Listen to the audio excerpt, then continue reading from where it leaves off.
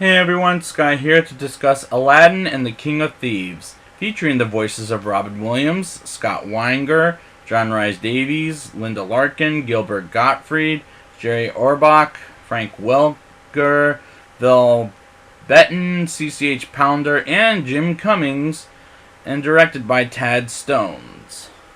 Now, I remember this coming out on home viewing, I don't know if it was on TV or not, but I remember it coming out on home video a long time ago.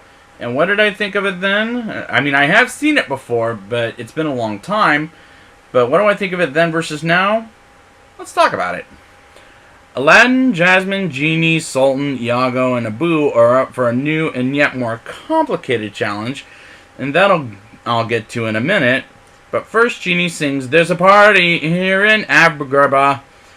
And Genie's returning voice is Robin Williams, and I like he's back here, much better than Homer Simpson voicing him. And Aladdin believes his father is dead, but we'll get that plot later in the movie. But the song Genie sings sounds adequate at best. We get the King of Thieves leader and one that wants to be in charge. One is Kasim, voiced by John Rhys Davies, who's the leader. The one who wants to be in charge is Saluk. And I like Kasim because it's John Rhys Davies, and Saluk is fine. But I like his hand as he makes a fist, and it looks like a claw. I thought that was kind of cool. Particularly since he pokes the elephant in the butt.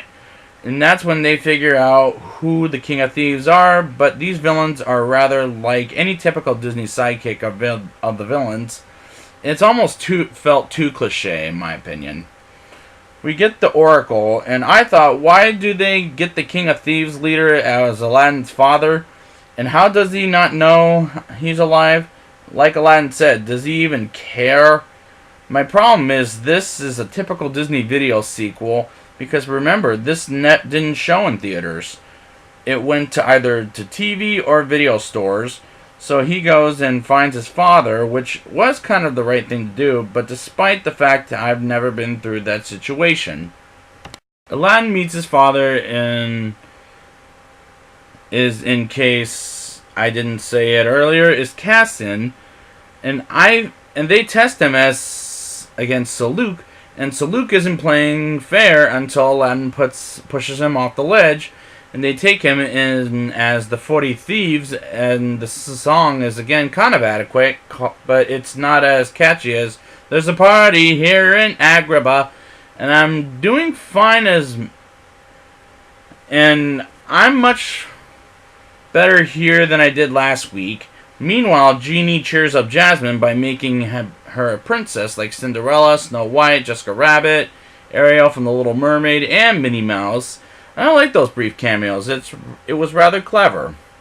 Aladdin arrives with Kasim at Agrabah, and Genie ghosts RoboCop until he finds out Kasim, aka the King of Thieves, is Aladdin's father, and breaks into song. And I have to confess, I am going to do Lion King later this summer, but I don't like musicals.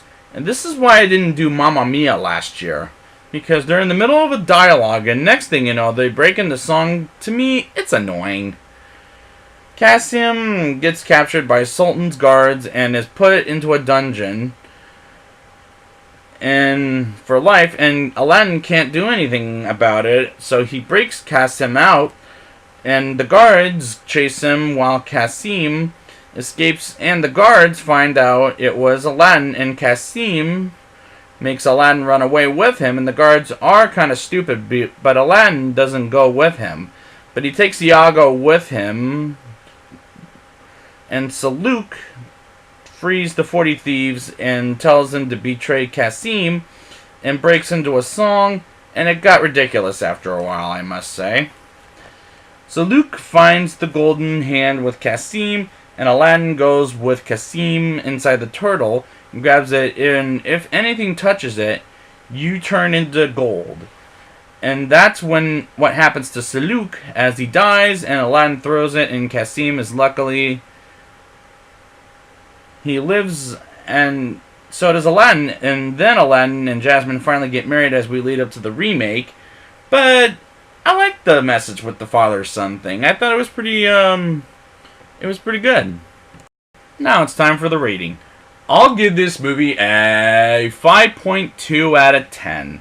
This movie is fine at best, but I enjoyed the return of Robin Williams and a new John Rhys Davies character.